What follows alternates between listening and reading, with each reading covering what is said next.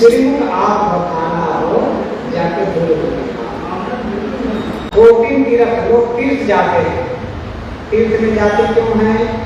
पाप काटने के लिए, और दूसरा स्वर्ग की प्राप्ति के लिए या फिर मोक्ष की प्राप्ति के लिए, यही तो होता है। लेकिन पलटू साहब कहते हैं कोटिन तीर्थ गुरु जी के चरण, करोड़ों तीर्थ गुरु जी के चरण में ही होते हैं, तो हम गुरु जी के चरण में ही क्यों न जाए? तीर्थों में जाने से न तो पाप कटता है और न ही स्वर्ग मिलता है और न ही मोक्ष मिलता है। इज्जत में है ये। हाँ, कहने का तात्पर्य है आदमी तीर्थों की कल्पना की गई है। तीर्थ कहा गया है, तीर्थ वही जो कि पाप से कारक, पाप वही मन मध्य निकारा, जो जग जग तीर्थ राजू, इस प्रकार से कहा गया है। तीर्थ वही जो कि पाप से कारक, तीर्थ क्या है? जो हमें पाप से तारता है। कहाँ तारता है? संगम नहीं तारता है, बद्रीनाथ केदारनाथ नहीं तारता है, वैष्णव देवी नहीं तारता है। वैष्णव देवी तार देता तो वहां से कितने 60 कितना टन 60 टन या कितना चांदी गायब हो गया। तो कितना होता है टन में? तो बहुत ज्यादा हो जाता है ना चांदी। इतने चांदी गायब हो गए। वो पाप कटता तो जो करने पाप करने वाले हैं उसको पाप लगता है। चोरी करने की जरूरत ही नहीं पड़ती। अब चोरी करने की जरूरत पड़ रही है, इसका मतलब पाप वाप कटता नहीं है। और पंडित पुजारी जो बैठे, बड़े बड़े मंदिरों की बात है, छोटे छोटे मंदिर में तो कुछ मिलता होगा, मुश्किल से जीवन गुजर भर का अलग विषय है, पंडितों की बात नहीं कहा जाता है। बड़े बड़े पंडित जो बड़े बड़े पेट वाले बड़े बड़े पेट वाले, बड़े बड़े मंदिर वाले जो होते हैं, वो लूट के अलावा कुछ नहीं करते।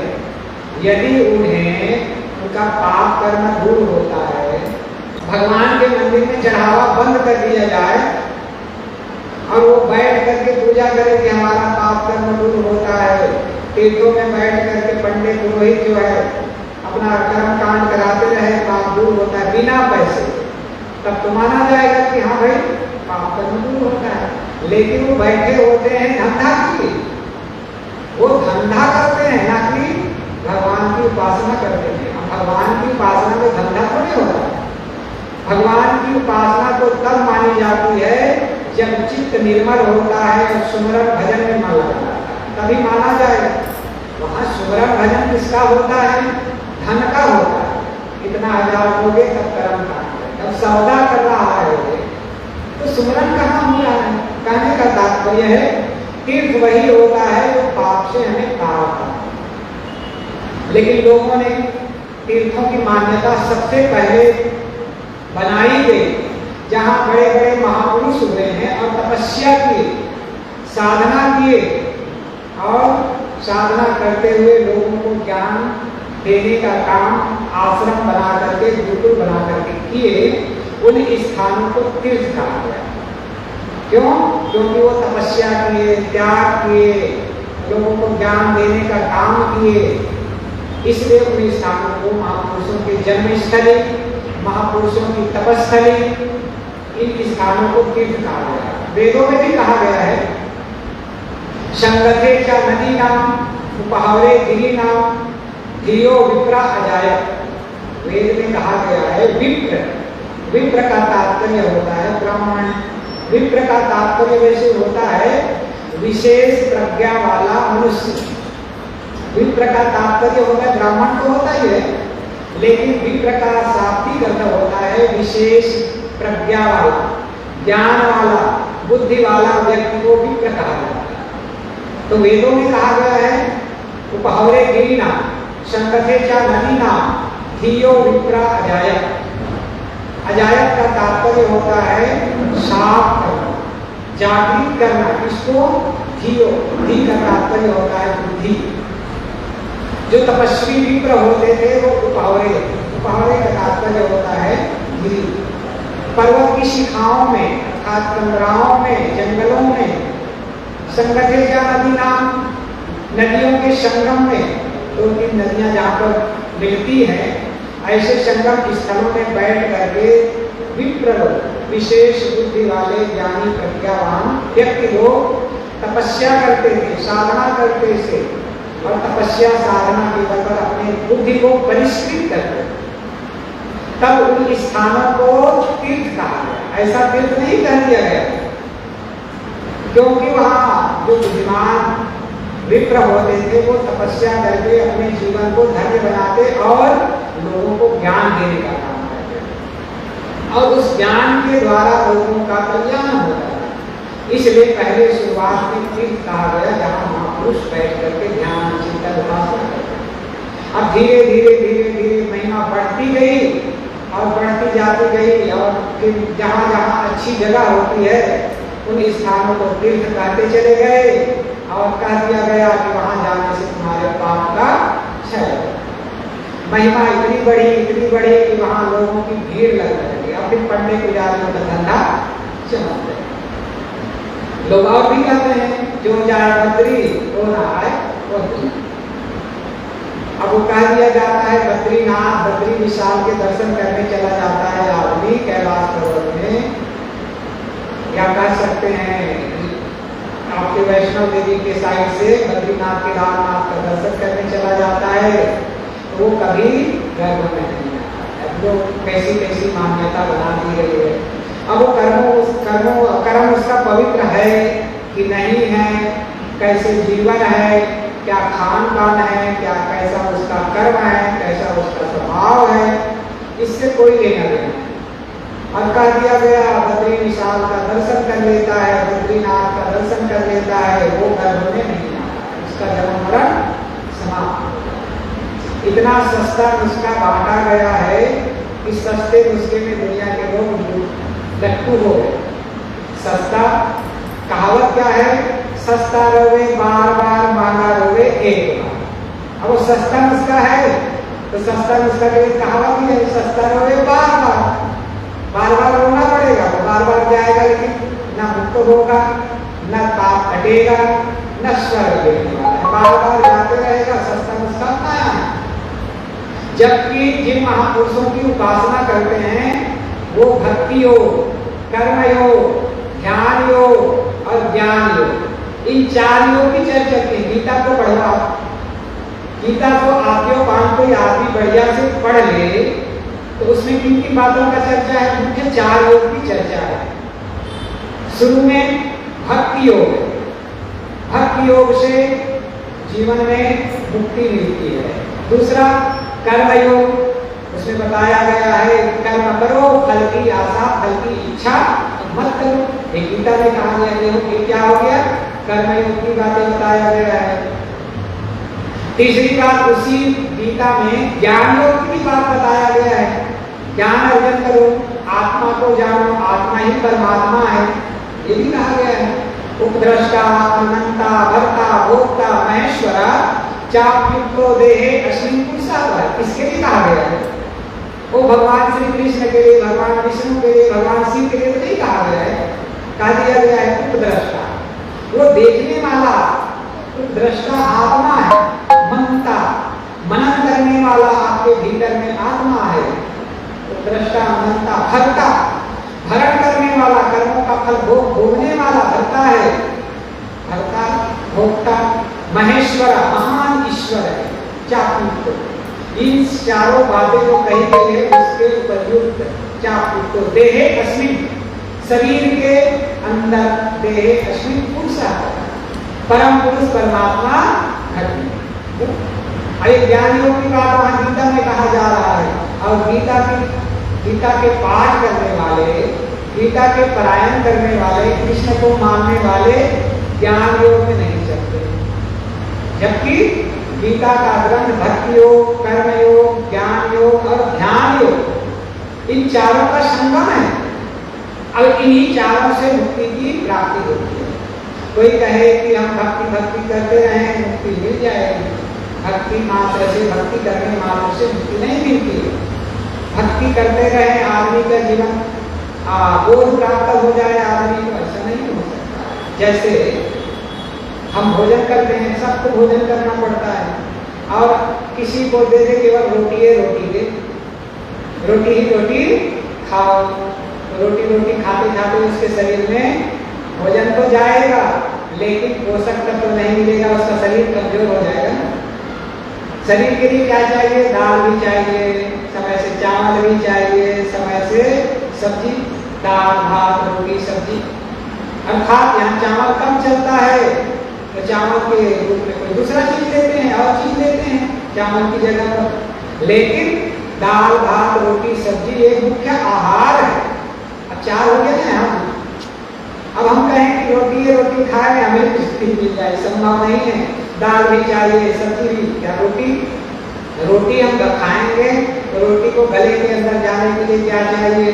कोई सरस चीज चाहिए, तरल चीज चाहिए, दाल चाहिए, सब्जी चाहिए, तब वो रोटी अंदर सरकती। या फिर पानी पीना पड़ेगा, कुछ ना करना पड़ेगा ना, या फिर घी में शक्कर मिला के खाना पड़ेगा, कुछ ना कुछ तो खाना पड़ेगा। रोटी खाने से आदमी की भूख तो मिट जाएगी लेकिन शरीर पुष्ट नहीं होगा, शरीर कमजोर हो जाएगा। इसलिए रोटी भी चाहिए, दाल भी चाहिए, समय से सब्जी भी चाहिए, समय से चावल भी चाहिए। चारों चीजों का उपयोग करेंगे, प्रयोग करेंगे, खान पान करेंगे तो शरीर स्वस्थ रहेगा, शरीर में कमजोरी नहीं आएगा, कुपोषण नहीं होगा। ठीक, ये तो बात हो गई भोजन की। ठीक वैसे ही जीवन में भक्ति भी चाहिए।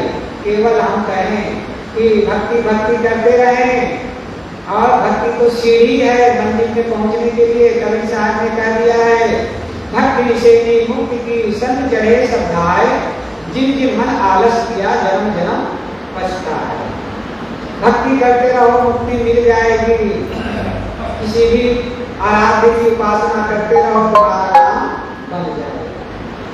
तो चलने वाला नहीं है, जैसे रोटी रोटी खाने मात्र से केवल काम नहीं चल सकता है, ठीक वैसे ही भक्ति भक्ति करते करते काम नहीं बनने वाला है। कर्म, सत्कर्म भी चाहिए, और सत्कर्म भी निष्काम भाव होगा। आदमी कर्म तो करता है, कर्म तो करता है थोड़ा, और फल की इच्छा करता है ज्यादा।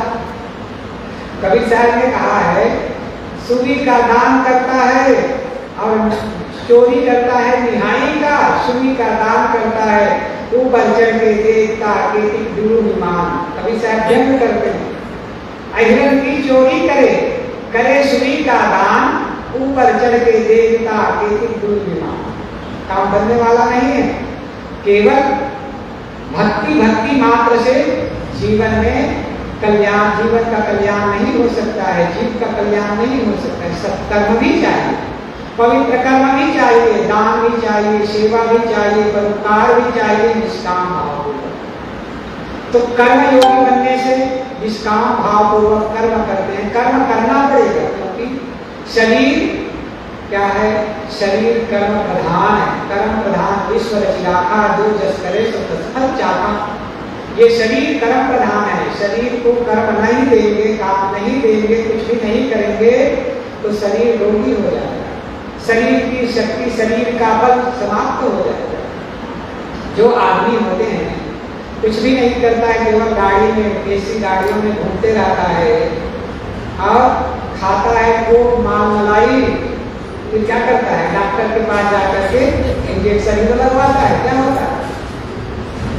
तो वही ऐसा हो जाएगी। कर्मशील, कर्म प्रधान है ये शरीर, कुछ भी कर्म करना पड़ेगा। यदि कुछ कर्म करने का अवसर नहीं है, व्यायाम करना चाहिए, व्यायाम योगा करना चाहिए, प्राणायाम करना चाहिए, कुछ ना कुछ, या फिर घूमना चाहिए। शरीर को कोई भी कर्म नहीं देंगे तो शरीर कमजोर हो जाता है, रोगी हो जाता है। इसलिए कर्म करें लेकिन सत्कर्म करें, अच्छे कर्म करें, सेवा करें, परोपकार करें, तो कर्म हमारा योग हो जाए। अब तीसरी बात, ज्ञान योग। अब भक्ति भी कर रहे हैं, कर्म भी कर रहे हैं, लेकिन ज्ञान नहीं है, बोध नहीं है। अब बोध नहीं होने पर भी आदमी भटकता है। आदमी को आत्मबोध हो, सत्य ज्ञान हो तो आदमी भटकता नहीं, भटकना उसका समाप्त हो जाता है। इस तीर्थों में जाकर के इस देवी देवता को मनाने से हमें स्वर्ग मिलेगा, मोक्ष मिलेगा, ये भावना लोगों ने कल्पना किया है। अब कह दिया गया है जितना सेवा करोगे, जितना दान करोगे, जितना परोपकार करोगे, वैसे ही स्वर्ग मिलेगा। अब स्वर्ग को भी विभाजन कर दिया, स्वर्ग भी विभाजित हो गया है। 3-4 प्रकार के स्वर्ग मानते, 4 प्रकार की मुक्ति मानते। आश्चर्य लगता है जो विभाजन यहाँ किया गया है वर्ण व्यवस्था का, ब्राह्मण, क्षत्रिय, वैश्य और शूद्र, 4 विभाजन समाज को विभाजित करके अपने एक अंग को, कहना चाहिए जो बहुतायत अंग है, उसको काट करके अलग करने का काम किया। तो आदमी का विकास कैसे होगा? आदमी पंगु बन जाएगा। जो कर्मकर है उन्हें कह दिया गया तुम अशुद्ध हो, कह दिया ब्राह्मणों मुखमाशी बाहुराजन्याकृत गुरु तद्वैश्य शूद्रो पदाभ्याम अजाय, कह दिया गया। ब्राह्मणों मुखमाशी, ब्राह्मण ब्रह्मा के मुख से पैदा हुआ, मुख से आज कौन पैदा होता है? कैसे कैसे दिखना, कैसे कैसे बोलना, कैसे कैसे लोगों के मन में भाव डालना, आश्चर्य लगता है। मुख से कोई पैदा नहीं होता, लेकिन क्या किया गया? ब्राह्मणों मुखमाशी बाहुराजन्याकृत, बाहों से, भुजा से क्षत्रिय पैदा हुए, भुजा से कौन पैदा हुआ? गुरु तद्वैश्य, जंगों से वैश्य पैदा हुए, और शूद्रो पदाभ्याम अजाय, शूद्र एक अंग को बहुतायत अंग को कर्माकार को कहा दिया गया शूद्र, और वो पैर से पैदा हुआ। पैर से भी कोई पैदा नहीं होता, जंघे से भी कोई पैदा नहीं होता, बाहों से, भुजाओं से भी कोई पैदा नहीं होता, और मुख से भी कोई पैदा नहीं। सबकी पैदाइश का कहना चाहिए प्रक्रिया एक ही होती है, चाहे जिस प्राणी, जिस उस्मत खाने के प्राणी को छोड़ करके जितने भी स्तनपायी प्राणी हैं वो सब एक ही तरीके से जन्म लेते, उसमें कोई दूसरा तरीका नहीं है। लेकिन महिमा मंडित करने के लिए कह दिया गया ब्राह्मण ब्रह्मा के मुख से पैदा। ये महिमा मंडित करके कही गई वाणियां हैं, और आदमी आज उसे अक्षरशः मानता है। कहने का तात्पर्य है ब्राह्मणों माशी का अर्थ है ब्राह्मण वह है जिसका मुखोभाग ज्ञान प्रदान हो। ये है हमारा मस्तिष्क भाग है, सिरो भाग है, इसमें 4-5 ज्ञान इंद्रियां, आंख भी है, कान भी है, नाक भी है, जीभ भी है, और 4 पूरे शरीर में ही। आंख से दृश्य को जानने का काम करते हैं देख करके, नाक से गंध को जानने का काम करते हैं, मुख से रस को जीभ से रस को जानने का काम करते हैं, कान से शब्द को, और चाम से स्पर्श को जानने का काम करते हैं, और सारे सब कुछ को अंदर ले जाने वाला जानने का काम करता है मस्तिष्क भी सिर में। इसलिए जो ज्ञान प्रधान होता है वो ब्राह्मण होता है। ब्रह्मा के मुख से पैदा होने वाला ब्राह्मण नहीं होता, जो ज्ञानी होता है वही असली ब्राह्मण होता है। एक बात आ रही करता हूँ, एक बार की बात है, घटना है, एक संस्मरण है। गुरु जी बताया करते थे, गुरु जी की जमात उत्तर प्रदेश में भी चला करता था। पहले की बात है, पहले कार्यक्रम कम हुआ करता था, जमात चलती थी, 15-20 संत होते साथ में, और जिस भक्त के यहाँ टिकना होता वहाँ 8 दिन, 10 दिन, 15 दिन, जैसे उनकी इच्छा होती, बहुत से भक्त होते। एक दिन एक घर में भोजन होता, और संध्या के समय सत्संग होता, यही चलता। तो एक बार टिके हुए थे उत्तर प्रदेश के शायद बस्ती जिले में, और बस्ती जिले में ज्यादातर ब्राह्मणों का वर्चस्व है। तो बस्ती जिले में ब्राह्मण अधिकतम है, कई जिले में कट्टे बन गया है, सिद्धार्थनगर, बलरामपुर, 3 जिले बन गए उसमें। तो बस्ती जिले में गुरु जी का निवास था, और ब्राह्मण परिवार के यहाँ ही निवास था। तो और बगीचे में सत्संग यहाँ वहाँ बैठे अपना ध्यान चिंतन में बैठे हुए थे। तो जो गृह मालिक था ब्राह्मण, वो गुरु जी के पास आया और बंदगी किया, भक्त भी था, लेकिन गुरु जी के पास आया और गुरु जी से बंदगी करके कहता है कि गुरु जी भोजन बनाने के लिए जो आपके जमात में ब्राह्मण साधु होगा उसको भेज दीजिए। यही कहा। तो गुरु जी ने उनको कहा, अच्छा तुम्हारे घर में भोजन बनाने के लिए ब्राह्मण साधु चाहिए। गुरु जी ने कहा, अच्छा ठीक है, ब्राह्मण साधु ही भेजेंगे, लेकिन तुम्हारे जैसे नकली ब्राह्मण साधु नहीं भेजेंगे। तुम नकली ब्राह्मण हो, हमारे जितने साधु है वो असली ब्राह्मण है, ब्रह्म जानाति ब्राह्मण। शास्त्रों में, वैदिक शास्त्रों में कहा गया जो ब्रह्म को जानता है, ब्रह्म को जानने वाला ब्राह्मण होता है। किसी जाति विशेष में पैदा होने वाला ब्राह्मण नहीं होता, वो तो एक परिपाटी चली आ रही है इसलिए ब्राह्मण कर दिया जाता है। लेकिन वैदिक ऋषि कहते हैं ब्रह्म को जानता है। ब्रह्म का तात्पर्य श्रेष्ठ, ब्रह्म का तात्पर्य बड़ा, ब्रह्म का तात्पर्य आत्मा। जो आत्मा को जानता है, जो श्रेष्ठ तत्व को जानता है, वो ब्राह्मण होता है। इसीलिए उपनिषदों में बात आती है, याज्ञवल्क्य ने श्वेत केतु को पढ़ाते हुए कहा है तत्वमसि श्वेत केतु। श्वेत केतु ने याज्ञवल्क्य से पूछा कि आप कौन हैं? उन्होंने कहा हम ब्रह्मास्मि। उन्होंने कहा कि मैं ब्रह्म हूँ, मैं श्रेष्ठ हूँ, अर्थात मैं आत्मा हूँ। तो श्वेत केतु ने पूछा भगवान आप ब्रह्म हैं तो मैं कौन हूँ? तो उन्होंने कहा तत्वमसि श्वेत केतु, तू भी वही है। तत्वमसि का तात्पर्य होता है तू भी वही है जो मैं हूँ, मैं ब्रह्म हूँ और तू भी ब्रह्म। तो श्वेत केतु ने पूछा अच्छा गुरुदेव आप ब्रह्म हैं, मैं ब्रह्म हूँ, और ये संसार में और प्राणी दिखते हैं वो कौन है? आप और हम तो ब्रह्म हो गए, श्रेष्ठ हो गए, आप हो गए, आप ये संसार के अन्य प्राणी कौन है? तो उन्होंने कहा अयम आत्मा ब्रह्म। ये संसार में जितनी भी आत्माएं हैं सब ब्रह्म है। उसने कहा अच्छा संसार की सभी आत्माएं ब्रह्म हैं, तो जब आत्माएं सब कुछ ब्रह्म है तो कोई दुखी, कोई शोकी, कोई गलत कर्मों में प्रवृत्त क्यों है? ऐसा भी तो दिख रहा है, गलत कर्मों में भी प्रवृत्त आदमी दिखता है। तो ब्रह्म है, श्रेष्ठ है, परमात्मा रूप है, तो गलत कर्म क्यों कर रहा है?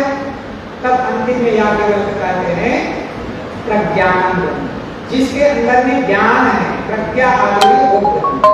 ये कहना कोई बात करते हैं।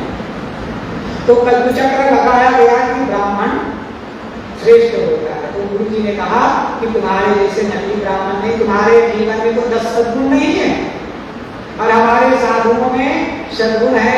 कोई पूरा सद्गुणों को धारण कर लिया है और कोई धारण करने में लगा हुआ है, कुछ बाकी है। कुछ ब्राह्मण हो चुके हैं, कुछ ब्राह्मण होने की दशा में है। हमारे साधु सब असली ब्राह्मण हैं और तुम जो हो नकली ब्राह्मण। अब आपको भक्त जो था ब्राह्मण का चुप हो गया, करके अपनी व्यवस्था किया। कहने का तात्पर्य है आदमी ब्राह्मण मानता है, लेकिन वेदों में भी वही बात मैंने शुरू किया था, धीयो विप्रा अजय, जो ज्ञानी होता है वही ब्राह्मण होता है। तो जो जिसकी शिरोभाग ज्ञान प्रधान होता है ब्राह्मण होता है। जो भुजाओं के बल पर लोगों की रक्षा करता है वो क्षत्रिय होता है। छत से प्राण बता, छत से प्राण देने वाले व्यक्ति को क्षत्रिय कहा जाता है। छत का तात्पर्य होता है चोट, किसी को चोट पहुंचाया जा रहा है उसे प्राण का तात्पर्य होता है उसकी रक्षा करना, उसे बचाना। किसी की चोट, किसी को चोट दे दी जा रही है, किसी को मारा पीटा जा रहा है, किसी को गलत ढंग से प्रताड़ना दिया जा रहा है, उसको प्राण देने वाला क्षत्रिय कहा जाता है। किसके बल पर होगा? जिसकी भुजाओं में बल होगा, ताकत होगा, वही तो क्षत्रिय होगा। तो क्षत्रिय का तात्पर्य किसी जाति विशेष में पैदा हुआ नहीं होता, जो किसी की रक्षा करता है वो सब क्षत्रिय। और वैश्य जंघा से पैदा नहीं होता है, किंतु जंघे के बल पर धन कमाया जाता है। जिसका जंघा मजबूत होता है, जिसका पैर मजबूत होता है, वो धन कमाता है। इसलिए वैश्य कहा गया जो जंघे के बल पर, पैर के बल पर अर्थात वो धन कमाता है, वो वैश्य। और जो कर्म करता है अर्थात छोटी बड़ी सारे कर्मों को करता है और सृष्टि के काम को आगे बढ़ाता है, वही कर्म उसे शुद्ध कह दिया गया। दूसरी बात कहा था स्वर्ग की कल्पना किया हुआ है, चार स्वर्ग की कल्पना कर दिया है, मोक्ष की कल्पना कर दिया है। क्या कहा है? जो ज्यादा दान करता है, जो ज्यादा सेवा करता है, ज्यादा परोपकार करता है, वो भगवान के रूप वाला, उसको कह दिया गया सायुज्य मुक्ति हो जाती है उसकी। जो ज्यादा करता है वो भगवान के रूप वाला हो जाता है, भगवान में मिल जाता है। रूप वाला क्या, भगवान में मिल जाता है, उसको कहा गया सायुज्य मुक्त होता है। जो उससे कम दान पुण्य सेवा परोपकार करता है, करता वो भी है लेकिन उससे कम करता है, उसके लिए कह दिया वो भगवान का रूप वाला, उसे कह दिया गया सारूप्य मुक्ति उसे मिलती है। ये जो सगुण उपासक लोगों की मान्यता। और उससे भी कम दान पुण्य सेवा परोपकार करने वाले हैं, तीसरे नंबर के हैं, उसको कहा गया वो क्या करता है, वो सामीप्य मुक्ति प्राप्त करता है। भगवान के धाम में वो भी जाता है लेकिन सामीप्य। और चौथा वो भी दान पुण्य सेवा परोपकार करता है लेकिन बहुत कम करता है, लोगों के देखा देखी करता है, तो उसको भी स्वर्ग मिलता है लेकिन कैसा मिलता है, सालोक्य में। जैसे एक किशनगढ़ है, किशनगढ़ बहुत बड़ा है ना, यहाँ आपका सांसद भी रहता है भागीरथी चौधरी, है ना, भागीरथी चौधरी नाम है ना यहाँ के सांसद का। तो भागीरथी चौधरी यहाँ उसका निवास है। अब किशनगढ़ का वो कहना चाहिए वो मुखिया है ना भाई, उसके अंडर में आता है। तो कोई आदमी चाहे कितना बड़ा किशनगढ़ है तो हम किशनगढ़ में ही रहते हैं जहाँ हमारा सांसद रहता है, लेकिन किशनगढ़ कितना बड़ा है, कई किलोमीटर के एरिया में फैला हुआ है। किशनगढ़ में तो जरूर है लेकिन भागीरथी चौधरी के पास तो है नहीं, किशनगढ़ में है बस, उसके नजदीक नहीं है। वैसे ही सालोक्य में है, भगवान के धाम में तो है लेकिन भगवान का धाम कितना बड़ा है, बहुत विशाल है, वो कहीं एक कोला पड़ा, भगवान को देख भी नहीं पा रहा। किशनगढ़ में भागीरथी चौधरी को कौन देख रहा है। ठीक वैसे ही जो कम करता है दान पुण्य सेवा परोपकार, उसके लिए कह दिया हाँ धाम में पहुंच जाता है भगवान के, लेकिन भगवान नहीं मिलता। लेकिन उससे ज्यादा दान पुण्य सेवा परोपकार करता है वो क्या होता है, वो सामीप्य नजदीक पहुंच जाता है, उसकी मुक्ति और नजदीक हो जाती है। अब वो नजदीक पहुंच गया, किशनगढ़ में है तो जहाँ उसकी कॉलोनी होगी, जिस कॉलोनी में उसका मकान होगा उसी कॉलोनी में नजदीक में रहता होगा। और जो ज्यादा दान पुण्य सेवा परोपकार करता है वो उसी के रूप वाला है। और जो और पूरा अपने धन जन को समर्पित कर देता है और अर्पित करके केवल भक्ति में लग जाता है, उसके लिए कह दिया गया कि वो भगवान के में मिल जाता है। ये कहते हैं ऐसा हो सकता है। ये तो फिर भेद हो गया ना भाई, कम दान सेवा परोपकार करने वाला को कम मुक्ति और ज्यादा करने वाला को ज्यादा मुक्ति, जहाँ भी भेद हो गया बहुत ज्यादा। तो ये भी भेद डाला गया, जहाँ भी देखो ब्राह्मणी परंपरा का कर्मकांड भी करवाने के लिए लोगों को लगाया, लेकिन वहां भी भेद डाल दिया गया, लोगों में छल, बुद्धिपूर्वक लोगों के साथ छल किया गया। मुक्ति की बात अच्छी है, कल्याण की बात अच्छी है, तीर्थ की बात अच्छी है, गलत नहीं है, लेकिन तीर्थ के नाम पर, कल्याण के नाम पर, स्वर्ग के नाम पर, मोक्ष के नाम पर भी लोगों में भेद डाला गया, लोगों के साथ छल किया गया है। जहां छल नहीं होना चाहिए, भगवान को भी छल का अड्डा बना लिया, यही तो हुआ ना। अब जब भगवान को ही छल का अड्डा बना रहे हो तो भगवान पाने से, मिलने से तुम्हारा क्या कल्याण हो सकता है, नहीं हो सकता। मूल बात कराते हैं। तो कहने का मूल अर्थ है हमें क्या करना है, तीर्थ में जाना है। तीर्थ क्या है, तीर्थ हमारा मन में विकारों का आडंबर ना हो, विकारों का चादर ना हो, विकारों का अभाव हो जाना ही तीर्थ है। तीर्थ वही जो कि पाप से तारक, पाप से कौन तारता है, तीर्थ ही तार सकता है, तीर्थ ही तार सकता है। तीर्थ अर्थात जिसका मन निर्मल हो गया, वही मैंने शुरू में साथ ही कहा था, यह मन तो निर्मल भया जैसे गंगा नीर, पीछे पीछे हर गिरे कहत कबीर कबीर। साथ मैंने शुरू में किया बोला था, यह मन तो निर्मल भया। सतगुरु कबीर साहब कहते हैं मेरा मन गंगा पानी के समान निर्मल हो गया। इस साथी को सुन करके कोई आदमी ये कह सकता है, कबीर के गर्व कह सकता है कि गर्वोक्ति है, कबीर साहब के पीछे पीछे भगवान कैसे चलेंगे, ऐसा करे ना, या मन को निर्मल भया जैसे गंगा नदी। पीछे पीछे है फिर कहा कबीर कबीर कबीर साहब कहते मेरा मन जो है गंगा पानी के समान निर्मल हो गया। कहाँ? ऋषिकेश का पानी तो निर्मल है, हरिद्वार का पानी भी कुछ निर्मल है। अब आगे आ जाएंगे तो कानपुर में आ जाओ, अन्य जगह आ जाओ, तो कानपुर का पानी तो देखोगे तो काला काला। जब पानी छोड़ा जाता है टिहरी गढ़वाल बांध से तब पानी कुछ शुद्ध होता है, अन्यथा जब कानपुर में जाकर के देखें, कानपुर में क्या है, कानपुर में प्रायः अधिकतम आगरा और कानपुर में, आगरा में तो यमुना नदी है किंतु उसका भी पानी काला है, और कानपुर में चमड़े की फैक्ट्रियां, और चमड़े की फैक्ट्रियों का सारा पानी गंगा में डाला जाता है, और गंगा का पानी काला काला है। वहां निर्मल कहेंगे कि गंगा कहेंगे, खैर अलग विषय है, उसके लिए जाना है। तो ऋषिकेश में या फिर गंगोत्री यमुनोत्री में गंगा का पानी निर्मल है। आप लोग देखे होंगे, ऋषिकेश गए होंगे तो देखे होंगे कि वो हनुमान है, राम झूला लक्ष्मण झूला बना हुआ है इस पार से उस पार जाने के लिए। तो उसमें आप जाओगे तो जब पर्व का समय होता है तो उसमें बहुत पानी होता है। बताया जाता है कि एक एक दो दो बांस गहरा होता है, लेकिन वहां सिक्का डाला होता है, वो ऊपर से दिखाई देता है, दिखता है ना, सिक्का दिखाई देता है। इसका मतलब इतना निर्मल है, कांच के समान। ठीक वैसे ही कांच जितना पारदर्शी होता है, ठीक वैसे ही कवि साहब कहते हैं मेरा मन पारदर्शी हो गया है, निर्मल हो गया है, स्वच्छ हो गया है, पवित्र हो गया है। तब भगवान भी पीछे पीछे घूमते हैं कि ए कबीर मैं तुम्हारी क्या सेवा होगा। भगवान का तात्पर्य है सज्जन, भगवान का तात्पर्य है दैवी गुणों से युक्त सज्जन लोग ही भगवान है। जिसके अंदर में दैवी गुण आ गया वो देव।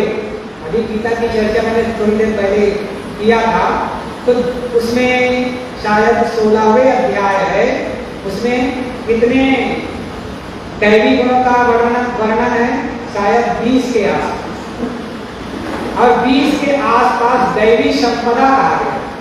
दैवी संपदा का तात्पर्य क्या हो गया? दया, क्षमा, करुणा, प्रेम, समता, एकता, सहिष्णुता, ये सबको दैवी संपदा कहा गया।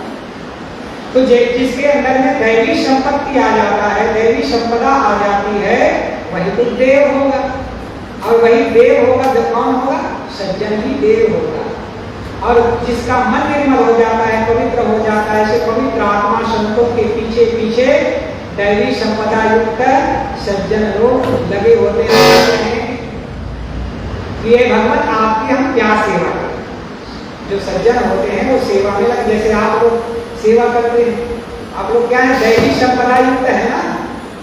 दैवी संपत्ति को दया, क्षमा, करुणा, प्रेम, समता, एकता, सत्य, विचार, विवेक, भक्ति, इसमें लगे हुए हैं, इसको धारण किए हुए हैं। तो जो धारण करता है वही देव है, इसके अलावा देव कोई दूसरा नहीं है। और संत महापुरुषों की सेवा में लगे होते हैं आप, उसी को कवि साहब कहते हैं पीछे पीछे हरि विवेक कहा कबीर कबीर। कवि साहब के पीछे पीछे हरि फिरते हैं, अर्थात भगवान दैवी संपदा युक्त सज्जन लोग फिरते हैं और सेवा करते हैं। कब? जब मन निर्मल हो जाता है। तो मैंने शुरू किया था, तीर्थ वही होता है जो हमें पाप से निकालता है। और पाप से कब निकलता है आदमी? जब मन निर्मल हो जाता है, मन पवित्र हो जाता है, वही तीर्थ है। और जिसका मन निर्मल हो गया वो तीर्थ में निमज्जन करता है, तीर्थ में वास करता है, उसके सानिध्य में रहने वालों को भी तीर्थ का लाभ मिलता है। मैंने शुरू किया था कोटिन तीर्थ गुरु जी के चरण, एक पंक्ति आया था ना इसमें, कोटिन तीर्थ गुरु जी के चरण। गुरु जी के चरण में कहा कोटि तीर्थ है, क्यों? क्योंकि उसका जीवन निर्मल होता है, उसका जीवन पवित्र होता है, और जिसका जीवन पवित्र होता है, मन निर्मल होता है, वो तीर्थ स्वरूप होते हैं। तो जिनकी शरण में जाकर के हमें पाप से मुक्ति मिलती है, सत्कर्मों में प्रवृत्ति होती है। इसलिए उनके सानिध्य में रहना हमारा